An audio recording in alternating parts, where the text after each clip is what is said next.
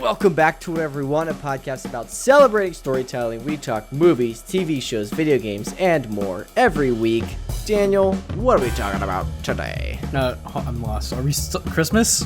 Yeah, that's what we're talking about. Daniel, we're talking about Star Wars. We're talking about Star Wars, the state of Star Wars, and this is actually that's right. Lunar Butterfly on our huge shout out to Lunar Butterfly who commented on our latest episode, the animated Christmas movies episode, to give us this idea. They commented, I definitely have to agree with Polar Express. I really love this episode. It's been nice seeing you guys get back into talking about movies and shows. I've really been enjoying it. But I seriously need you guys to talk about the Ahsoka series. I would love an episode of you guys expressing your thoughts and dissecting all of the details. So that's what kind of this is about. It's going to be a kind of hybrid episode where we're talking about just the state of Star Wars as a whole, and then also kind of deep diving into Ahsoka to talk about that and like our thoughts on it and everything.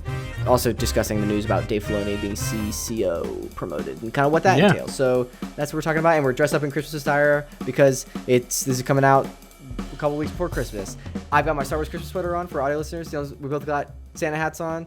I've got a Baby Yoda Christmas sweater. Oh my god! I know. I was so worried you're gonna see this when I turned my camera on, but you just didn't see it. I have like a legit like 3D Baby Yoda coming out of my sweater. It's coming out of his like stomach like an alien, dude. It's like his like circle thing, like his. Oh no, I see it. Yeah, I'm just saying, just it's funny. Like if people didn't like recognize that, they're just like, why is Baby Yoda alien? Yeah, you got it. Yep. English is hard today, man. I know, man. But yeah, so we're gonna jump into all that. What do you want to start with? Those are the kind of the three talking points: the state of Star Wars, and they're kind of all intertwined. But the state of Star Wars, the Ahsoka series, and Dave Filoni as CCO. Let's start with Ahsoka because I feel like that's more direct that we could talk about, and then we can start moving into like the bigger ideas of what potential we could see moving forward with the other two concepts. Yes. All right, so we couldn't talk about this originally because of the strike, but now that the strike's over, we can like deep dive into it and our thoughts on it. Disclaimer: I haven't seen this since it's come out, which wasn't that long ago, but it's still kind of like pretty fuzzy to me, like the specifics of what happens in it, which I do think speaks to the quality of the show and how much it at least resonated with me. It was. I said this before. I'm going to say it again. It doesn't feel like the show is about Ahsoka. Yes, completely agree. I think that's kind of where my disconnect happens. Like I think if this show wasn't called Ahsoka and it was framed as like either Rebels season 5 or like Sabine even or just something like, or like Thrawn's return. Oh, that would kind of spoil what happened. Also spoilers for we should also say spoilers. Yeah. I do think I would be a little bit more okay. I think I went into this with the expectations that this would be like an arc and a story about mainly Ahsoka, which you could argue that it was. But for me, like, I feel like she didn't really have a character arc throughout the whole thing. She kind of had like, she was stable, and then she had this crazy adventure like in episode 4 where she like changed and like refound herself when she did that flashback with Anakin, which was sick and we'll talk about. And then she just kind of was like Ahsoka the White, kind of like Gandalf the White, like she emerged a new person and then was that for the rest of it. Like it wasn't a slow, like gradual change that she went on this adventure. This like one event happened in the middle of the show that changed her, and then she was like stationary on either side, which I just didn't really personally vibe with. Here's what I think the big problem was when it came just to the writing of Ahsoka in this. Because at the same time too, it didn't, if I'm being honest, this was like the least Ahsoka feeling she's been written so far for her character. And I think a big part of that has to come down to purpose, right? Like you always talk about like characters needing to have some kind of like a change or some kind of like development throughout a story. And I don't necessarily think that is true, but I do think it's like it obviously helps, but the root of it is that they need to have a purpose. Okay. And in this, I didn't see a purpose with Ahsoka other than like, even with what she was trying to do, she's just very like wishy-washy about it. Yeah. I do. I feel like I saw someone point this out that this might have been some of the not disconnect, but like I think Rosario Dawson played a very interesting version of Ahsoka in The Mandalorian, where she's like this stoic, like religious, like Jedi figure that's like kind of like knows more about the world than the Mandalorian, at least in that Jedi part with like Baby Yoda. Yeah. And I feel like that stoic energy, like she kind of carried that over into this, which I guess she kind of would have had to if that's where the character left off. But like, it just felt like she was like too stoic and like, it was it's, I mean, going back to Lord of the Rings thing, like this was, instead of like, what if Lord of the Rings was focused on Gandalf, like just Gandalf and not Frodo? Like, I think that would have been bad. And it felt like this was that. Yeah. Like, this was, instead of focused on Sabine the whole time, which they kind of did start to do, it was more focused on the Gandalf figure, which was Ahsoka. And I personally, I think everyone knows Ahsoka as not the Gandalf figure, like the stoic, like hot wizard that knows everything. So seeing her in this position makes sense. Did you just say hot wizard? Yeah, like this higher wizard like position. Oh, higher. I thought you said hot. No. This hot wizard. Just like Gandalf rips off his robe. No. Like fucking just like an 8-pack. Oh my gosh. Just ripped. No, but from her, I think being this version of the character does make sense for her journey across Star Wars. But like, agreed? Well, I don't think it delivered well. I don't think that's what an Ahsoka show should have been centered on. But I do think they needed to do that to bring Thrawn back. Like, I think that was the purpose of the show, which is what it accomplished. I just kind of wish they... Like, I feel like Dave Filoni is really good at 3-episode arcs from the Clone Wars. Like, and I feel like this was a 3-episode arc stretched out to 8 episodes. Like, it felt like there was a lot of, like, not wasted time, but, like, I feel like this could have been compressed a little more. Well, not even that. Like it was okay when it came to that. I liked how it went more in depth in some cases. But, again, it's just for me, it's like the drive. Like, what is the drive to do all these things? And then like it's very face value. Like, oh, well, Thrawn might be coming back. Like, yes, that makes sense. But it's like how you're following the characters and like their relationships and how they're approaching this problem is a big part of it. Like, I feel like Ahsoka's like drive throughout all of this was like, you can literally just sum it up to be like her being like, it is what it is. Like, I feel like it's like something like the mentality she's kind of had, like, oh, I'm gonna fight this guy. It is what it is. Thrawn might be coming back. It is what it is. You know, like what it is. Yeah. I also like. This show has made me reflect a lot on like my viewing of Star Wars and my idea of Star Wars. Like, I feel like when I was a kid, like I loved like any Star Wars, like the prequels I freaking loved. And now that I'm growing up, I think I'm like just getting more emotionally mature and like I'm able to dissect films with a more harsh lens and like view what's good versus bad and more critical about it. And so I don't know if it's the fact it's the idea that Star Wars is getting worse or if I'm just getting more critical and I'm like kind of aging out of the demographic, because George Lucas always said Star Wars is made for kids. And now that I'm not a kid anymore, I don't know if it's that Star Wars is getting worse or I'm just getting like my views of like media and like preferences are changing, or if it's a combination of both. I feel it could be at both, but so it's kind of like hard to tell. Even with that, I don't think that's a big part of it. I mean, it's a big part of it, but I don't think it's the core of it. With specifically this show. Okay. I think it's just, I mean, it is what it is. It is what it is. But no, like I'm trying to imagine like me as a kid watching this show, right? I know, I was too. I think I would have enjoyed a lot of it at face value. Like, it's freaking Anakin coming back, the live action Clone Wars fight, like all that flashy stuff, like fan servicey stuff, I would have loved. But like outside of that, I don't know. Sorry, I kind of interrupted you. If you were watching this as a kid, how would you? But no, that's a solid point. That's literally what I was trying to get at. So you like, it had elements like that worked, and then had elements that was just like, why isn't this working? Yeah. It's it's tough to like also like, I don't want to criticize it as if I have the answers. I don't really think I do for a lot of it. I just know something is like off. Well, I was just about to ask you, like, how would you redo it? I'm not too sure. Like, I feel like, at least for me, if I was doing an Ahsoka show, I don't know if I would set it in this time period. And I don't know how I would try to go in with the agenda of like, we have to get Thrawn out. And they kind of seems like maybe they worked backwards from that.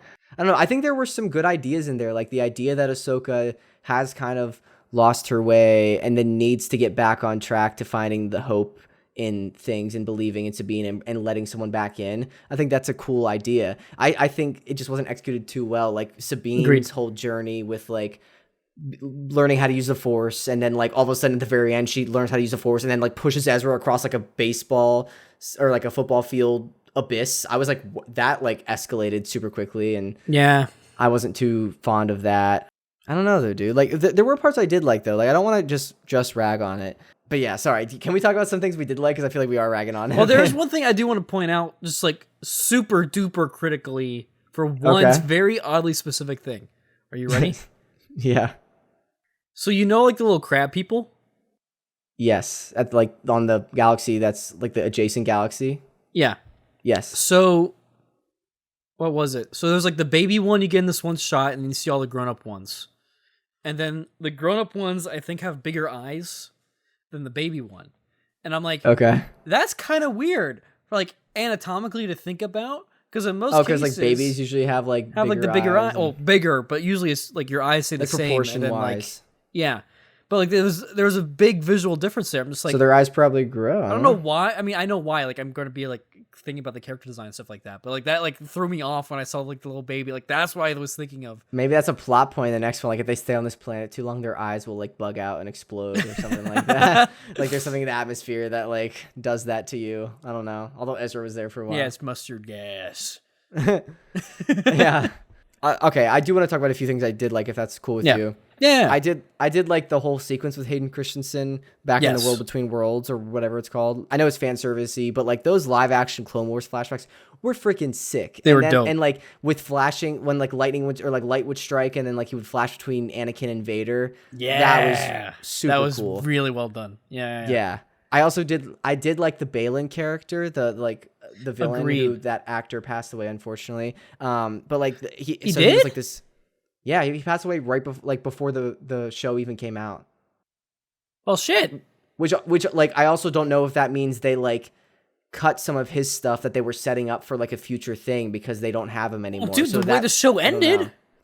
I know that show ended with like that huge cliffhanger. Literally of the cliff. I know, but they could like recast him, but I liked his character. Like he's a fallen Jedi. He had this aura of mystery around him. He was a formidable opponent to Ahsoka. The battle they had on the circular platform, and I think it was like episode 3. I think was really well choreographed, which I don't think a lot of the fights were, but this one I remember wasn't. Like he had like a lot of weight behind his strikes, which I really that's the thing. liked. I was gonna say he's a very much. It's almost like a great sword. Intentional, like purpose. Yeah. He's what? What'd you say? Sorry. So it's almost like he's using like a great sword, like what you were saying, like imposing with the weight and all that, which is nice. Yeah. Nice to see I did like that. Like styles with lightsabers. Yeah, I think overall also just all the actors did a good job of like taking on this like a role of an animated beloved character. Like I feel like that's very daunting to step into. A character that's been developed over 4 seasons and like just stepping in. Like I think it's tough, and I think for the most part they did a very good job. Yeah. Just jumping in. Yeah. Any other things you like specifically liked that jump out to you? Space whales? I mean, I just want to second that point. Like, I feel like the betrayals of the characters, like all of them, from the animated series, is like the betrayals were spot on. I think in that first episode they brought back the same voice actor who was also the voice, like whatever Clancy, like the guy that voices Mr. Krabs. Yeah. He also voiced that same guy in Rebels, and he also played the live action counterpart, I'm pretty sure. So that's pretty cool. So I think that the betrayals were good. Again, it's just there's the points where the writing I feel like should have been executed better. But I don't know if I should say this, but I'm gonna say it. Okay. Just ass. Those some of those pants were tight, dude. Yo, like you mean for like Hera? Yeah, dude. Yeah. Isn't she the same actress that played Ramona? From Scott Pilgrim? Yes, and she also, I think she was in Sky High as the villain, and she's also Ewan McGregor's wife in real life. You know, I didn't know that. That makes me so happy. Obi-Wan. Obi-Wan won! Obi-Wan won. Yeah. So, some things I guess I didn't like. I think I'm touched upon how Sabine kind of learns the Force like really quickly. Yeah. The ending, like, it doesn't seem like there was like a huge finale fight. Like the big finale moment was like there's these zombie stormtroopers, and like that moment was like had no impact on me because it was like, okay, they're this faceless army that's just gonna get shot down.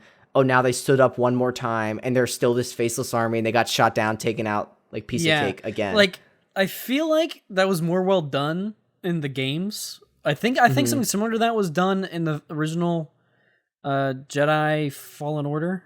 Oh, okay. Cal Kestis, because he goes to Dathomir, and I forget if there's stormtroopers there or not that get rejuvenated per se or zombified. Yeah, but it was very analogous to that. And like, I was happy to see it in live action, but again, I feel like it would have been cooler if there's more emphasis put onto that, instead of just being like, oh, we're in the finale of the thing, and like now they're doing this because it's so. It's like, okay, yeah.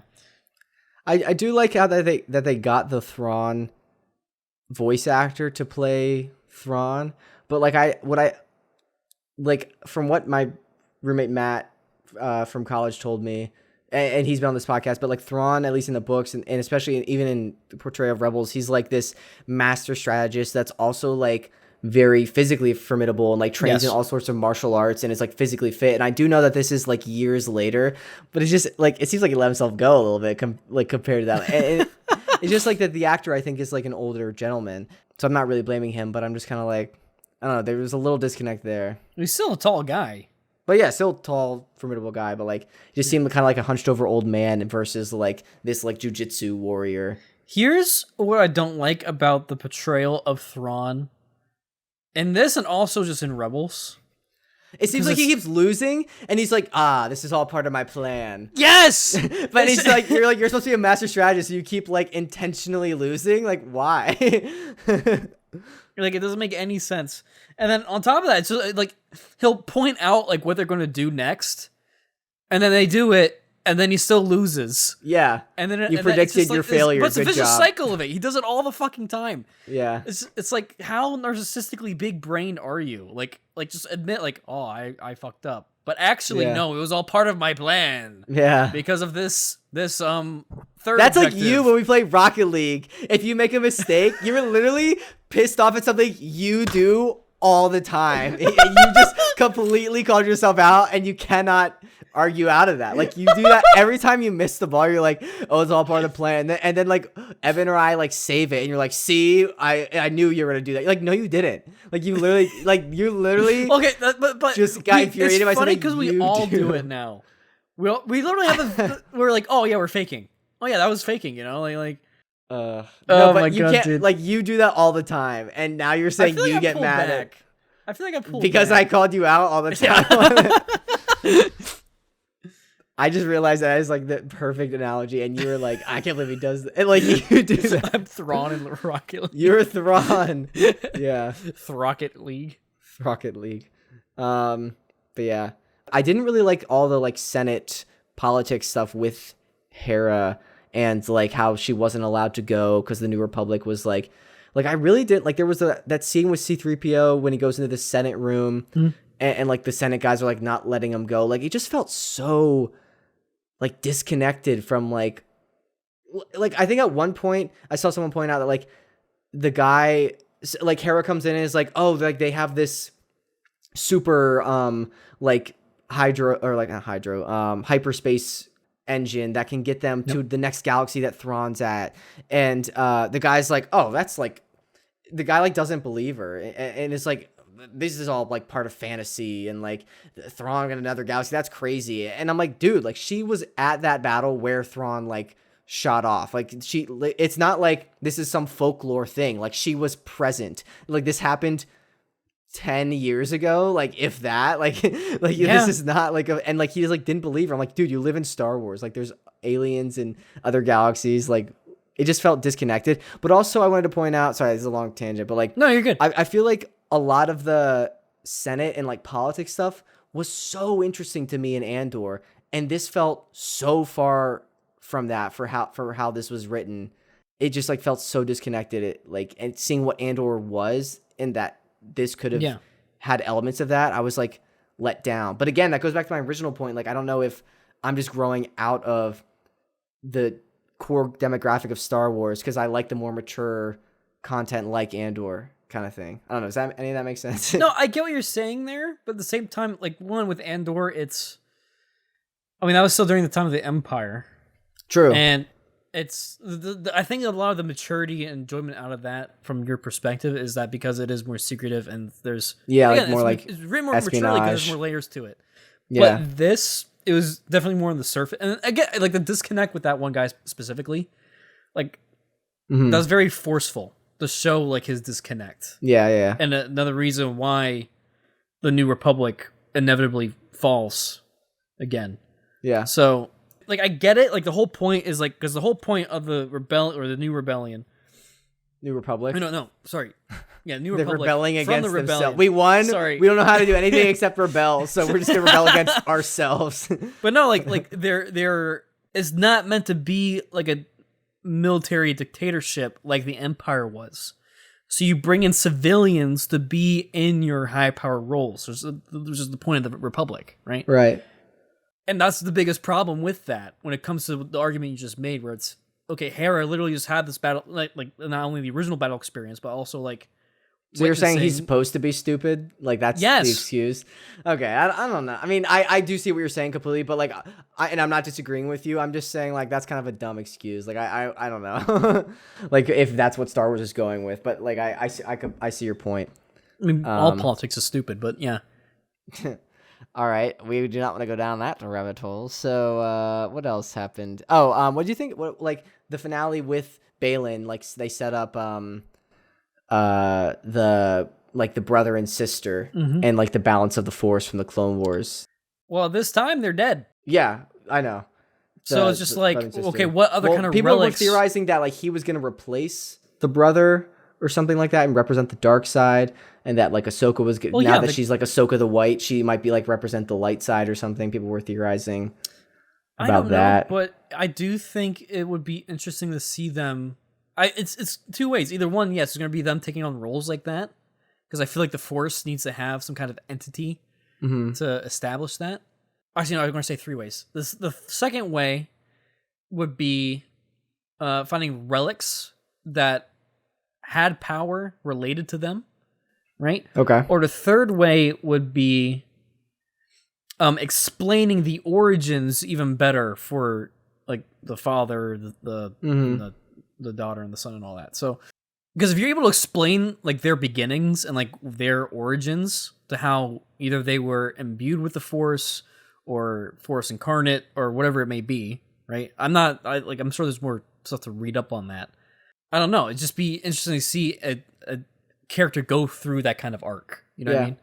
That is one thing I think, just kind of taking a step back, grand picture, but related to that I think Dave Filoni does very well is that he understands the philosophy of the Force, like that side, like the big picture, like light versus dark, and the forces of good versus evil, and just like how it all connects, especially and like from George Lucas's mind, and just like the philosophy behind all of that. I think that is one thing that he does very well, and to have him kind of going to that other point we were going to talk about, like him being chief creative officer, that is one thing I'm excited about that he will brings to the table. However, it does worry me. Like, I don't know how well he can handle like the politics side, like the Empire and like the espionage, that side of things, which I also like from Andor. Like, I don't know how much experience he has writing that stuff super well. Yeah, makes sense. I'm trying to think back if there's any like big Clone Wars arcs, so that might start lacking a little bit. I don't know. I'm just like predicting, foreshadowing, thinking of the possibilities. But I'm excited for like the philosophy side of the Force to be like fleshed out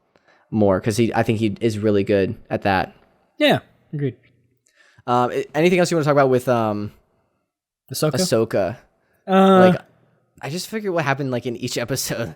I have so in the first one, she like Sabine finds that ball, that sphere. They do like the simplest puzzle possible, and she like solves how to look at the ball. Yeah. And then they have thoughts on her getting stabbed and like being fine. Like, what the heck? Qui-Gon's probably like rolling in his grave. I mean, yeah, but it's also like she got medical attention like instantly, practically, I'm assuming. You're gonna defend and this, also okay. No, here's the real reason why I'm defending it. You wanna know why? Why? What's that one bounty hunter that from Mando that had her whole torso like replaced? Oh, yeah. I don't know her name, but yeah, I know who you're talking about. So maybe it could be a situation like that on the inside for Sabine. Yeah, which I mean, that's still I feel like it also just like I'm not gonna argue that like, oh yeah, that happened, so this can happen. But like, just the fact that in general, like, we're getting so many stab wounds, and now people aren't dying, like, it just lowers the stakes overall of Star Wars. Like, the significance of a lightsaber, like this super sick weapon, is now like getting diminished every time that happens. Okay, if I'm going to be technical here, it is it cauterizes it. Yeah, but but also arguably Qui-Gon was destined to die. Like, it's just it was a forced will for him to die. I think if you get stabbed by a lightsaber, you should die most of the time. And it's the opposite. If you get stabbed, most of the time you're fine. That's what's happening. Well, maybe he got hit with somewhere vital. Like, I don't know. Yeah, well, I feel like statistically, and other people getting stabbed should at least once get like hit somewhere vital. Yeah, once. Qui-Gon. Like more than just Qui-Gon. No. All right. What happened in episode 2? They get the map to what's his face. They reveals that Thrawn's trapped in another galaxy. Oh yeah, they go to that planet and like Chopper is there, and like she has a battle with an Inquisitor. I forgot about that. I feel like that could have been cut. Yeah. Yeah, like on that shipyard planet. Then Sabine's having issues in the next episode with training and can't use the Force. Mon Mothma was in this. Oh yeah. Yeah. Oh yeah. This was the Senate or the Republic episode. Lots happens, but also not a lot happens. Yeah. Yeah. The whales. The whales are cool. I like that she befriends the whales. Yeah, dude. But that's nice. How do you think they're gonna get back? So now Thrawn's back. Do you think Sabine and them or Ahsoka's gonna get back? That's honestly my favorite part about how this show ended. It wasn't on like a happy note or a clear note. It was like, okay, so there's, and it's not just like a cliffhanger. It's like literally like, hey, there's a next step to this. Like, that's classic Star Wars. Right. I just hope they don't write it off like at the next, like the beginning of the next episode. Next thing. Like, yeah. Okay, well, like I like at the beginning of episode 6, they take like the entire first act to like rescue, like undo, like Han Solo being in carbonite. Like they have to like escape, like do this master plan, then escape from Jabba's palace, and that like sets up the movie. Like I hope they take their time. Yeah. I hope they take their time with this. However, they're gonna undo Ahsoka and Sabine being on this in this galaxy. I think it'd be nice to see like them continue their training, or even not seeing it, if I'm being honest, and just doing like a time jump, kind of like what we saw with Ezra. Probably not that long of a time jump, but just a little bit of something. And then Sabine be able to be like more controlled and concise. She's already pretty competent. She can force someone across an abyss. Hey, take it easy. Okay. Yeah. All right. Shall we talk about? She could force me across an abyss, but all right. I feel like we kind of talked about the state of Star Wars. Yeah. I guess one thing we can do is just kind of quickly run through the list of upcoming projects and talk about, I guess, our hypometer, how hyped we are about, or just like how excited we are about upcoming things, and what is our overall thoughts on, I guess, Star Wars. Yeah, we should coin that for a future episode. Yeah. Also, I didn't mention I shaved my beard since the last episode. Yeah, looks good. Back to nice. Well, I'd say it was more of a trim, but yeah. I did trim it down, and I've let it grow for the last like couple days since we recorded. I see. So now it's back up. But yeah. Nice. All right. So next upcoming projects, we've got Skeleton Crew TV series. That's the one with Jude Law. Yep. It's gonna be okay. And then we have The Acolyte, also 2024. That's gonna be good. I'm excited for that. Star Wars Bad Batch season 3, 2024. Did I finish season 2? I don't know if I finished season 2. I'm excited because it seems like they're trying to explain in Mandalorian and this Bad Batch like how Palpatine came back? Was cloned. And stuff somehow. I know. So I am interested to see like how they explain it with that. Yeah. And then also Andor season 2 is like possibly 2024. I think that might get pushed because of the strike. Yeah. But I'm excited. Out of those, Acolyte and Andor season 2 are my top 2. But I am interested about the others. I just like want to do more movies, but there are some movies like in the works announced. So the movies that are technically in the works, but also like I don't know if they're in the works because Star Wars cancels movies every 2 seconds. There's Taika Waititi's Star Wars movie, which is just listed as in development. There's James Mangold's Dawn of the Jedi movie, which is in development as well. That's I think the one that was like the origins of like the Force and the light and darks. I'm actually excited about that if they do that. Dave Filoni's Mandoverse, New Republic movie. So that's what they're setting up with Ahsoka, where like everything's coming together, like Mando, Thrawn, and all that, I guess. Yeah. Shireen Obaid Chinoy's new Jedi Order movie. I don't know much about that. That's in development. And then Mando Season 4 and the Book of Boba Fett Season 2, the status is unknown for those. And then Star Wars The Lando, either project, show, or movie, is also status unknown. Just like my overall thoughts for that, I kind of want to go back to like a trilogy. I feel like it's maybe not just yet, but like soon. Like I think it'll be enough time that has passed since the last one that I'll be like excited for another trilogy and get out of the Skywalker saga. But like I just like those like big event movies. Like even if they just do something like a Rogue One, even if it's not a trilogy, but like if you just do like a Rogue One, like a cool story, Star Wars story, like I think that could be cool. But also just like I feel like Star Wars, it's known for the trilogies and like the big events like this, and it feels like they've scaled back, which is cool to still see this stuff. But I'm like yearning for the trilogy, like kind of big event stuff. I think it's tough right now because there's been so many big messages with a lot of the movies. Like with the original trilogy, with the prequels, and then also with Rogue One in that context. What do you mean big messages? Well, like for example, like going back to Rogue One specifically, right? Like the whole message with that one is sacrifice for a greater idea, right? The whole thing when it came to the original trilogy was hope. Whether it be the first A New Hope to how it ended with Luke being able to bring back Vader, right? Like he hoped and he was able to bring back out Anakin, right? Okay. So it's... And you're saying the new stuff doesn't have like big ideas There's not like a big old message like that. That's not slamming in, you know? Like don't get me wrong, like Mando's cool and it's fun to see like these characters do these things, but there's not like a driving factor or idealism or something. I think the first two seasons of Mando did have that, and it was like the relationship between Mando and his Grogu and Baby Yoda, and I think they kind of lost that in the third season, and like some of the other projects don't have that. But I think that core like loyalty was a good message and like responsibility for like a life kind of thing. Yeah. But yeah, I do agree that like a lot of other projects haven't had that, like something as hard hitting or like something that like lasts with you as strong or like is as impactful as like those original ones. But yeah. Should we talk about Dave Filoni's new role? Yeah. So has there been any updates about... Well, you lay out the groundwork of this, and I'll ask you the questions. Okay.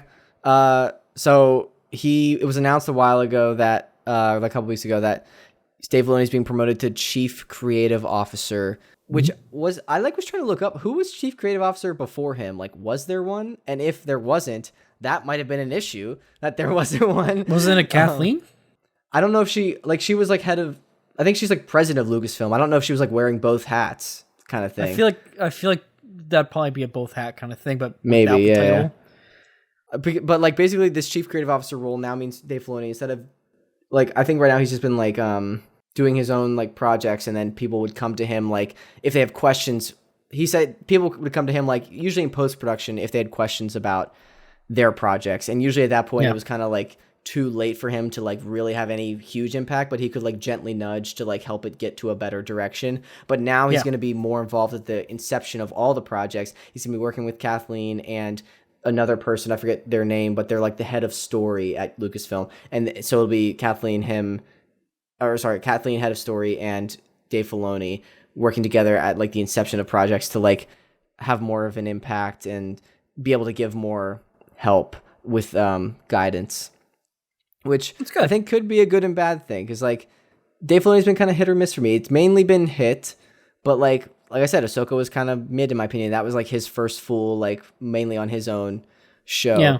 So I don't know, but I think, like I said earlier, he does have good ideas about the philosophy of the Force. So I think having that at the inception of a project to guide you would be cool to help out. Agreed. Yeah, I mean, he was viewed as like the prodigal son of George Lucas, like studied under him. He's like an encyclopedia of Star Wars knowledge. So I am excited that he's gonna have more of a say. I think this should have happened a while ago. Yeah, no, agreed. I forget what my original question was, but I think I was going to ask you, has there been any updates about him on the role since it like was I don't think so. I haven't really looked. Nothing crazy that has like come out since then. He set 5 babies on fire. No. Nope. Not that I know of. I hope not. I know this episode's kind of seemed like pessimistic, but Star Wars is very near and dear. I hold it very near and dear to my heart, so I'm kind of protective of it, I guess, and I just want it to be good. Yeah. So I think overall I am looking forward to seeing what they do. I think we've mentioned like I'm a little Marvel fatigued right now because it's like so much quantity and not a lot of quality. And I don't think I'm there with Star Wars, but I'm seeing like the early warning signs that could be coming. So that's why I'm like worried. Yeah, but I'm not like there yet. Yeah. So are you in that headspace or no? I mean, I'm not going to say Marvel fatigued, but like I'm in the, I also see the warning lights that you're talking about. Mm-hmm. Yeah. So yeah. All right. Yeah, man. I'm so excited for the future. I'm so excited to see how things are going to come out. Yeah, me too. Out of those projects I listed, which one are you most excited for? I can list them off again if you need them. I'm probably going to say... I didn't know that they're doing that combined movie with Mando and everybody else. Yeah, and Dave Filoni's, I think, directing. Yeah, so I'm excited for that. Also the Acolyte. Just again, like you said before, getting like the Skywalker saga. I'm excited for James Mangold's Dawn of the Jedi movie about kind of like the inception of the Force. And again, I'm just happy we're getting out of the Skywalker era. And then also the Acolyte, like I said, and Andor Season 2. Yeah. Oh, Andor Season 2 is going to probably Andor Season 2 because it's like proven good and like I like it a lot. Yeah. All right. Any other final thoughts before we move into the next section? No, I think that's pretty much it. All right. Ready for patron shoutouts? Yeah, hit me with them. Cue the Epic Stars music. Bushka patron Lori, Frank, Rick, Lisa, Evan, Tony. Thank you so much for pledging the tier. Thank you to this shout out. If you'd like to support us over on Patreon, link is down in the description. You get the audio episode early, special benefits, cool perks, all that jazz, and more. Thank you seriously, sincerely to our Patreon supporters. We really appreciate you. You ready for cool comments? Yeah, what we got this time? I mean, I just want to highlight again the Lunar Butterflies comment on our animated Christmas movies episode. They said, I definitely have to agree with Polar Express. I really love the episode, and it's been nice seeing you guys getting back to talk about movies and shows. I've really been enjoying it. But I seriously need you guys to talk about Ahsoka. I love an episode to get you guys expressing your thoughts and dissecting all the details. We didn't really talk about the first half of that comment the first time, so like I'm glad they agree with us about Polar Express. It's just like classic film, dude. Yeah, dude, that's classic Christmas, man. So yeah. Yeah. What about, we didn't talk about the Star Wars holiday special. We didn't. I don't know if I've ever seen it all the way through. I've seen like clips. I was going to say same, yeah. I've seen bits of it. I know like the outline. I think it's like Chewbacca is like separated from his family, or like some Wookiee separated from their family, and like they have to reunite in time for like, I don't think it's Christmas, but it's like Wookiee Christmas or something like that. Yeah. And like Mark Hamill, I think like the original 3, I think were in it. Like Mark Hamill, Harrison Ford, I think. I don't know. I know Mark Hamill's in it, and then like Carrie Fisher and stuff. But it like came out in like the 80s, and apparently it's kind of loved. I don't know. I mean, maybe I'll check it out. Maybe that'll be my holiday movie of the season. Maybe that'll dethrone Polar Express. I doubt it, but that'd be wild. It has all the elements, man. It has the animation. It has Christmas time. Mark Hamill. It has animation. It has Mark Hamill. Am I describing... Wait, is it animated? What? Wait, which Christmas special are you thinking of? Is there a live action one? I'm thinking there's a live action one. I'm thinking the live action one, not the one with Boba Fett. I'm thinking the live action one. Oh, I was thinking of the one with Boba Fett. No, there's like live action. There's like real like Wookiees and stuff.